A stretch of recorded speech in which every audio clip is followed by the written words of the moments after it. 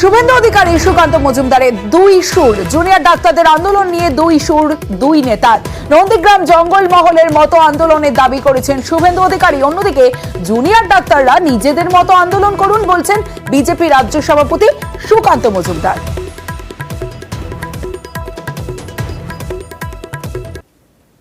সরকার এই নিরামিষ আন্দোলনে চাপে পড়ে না।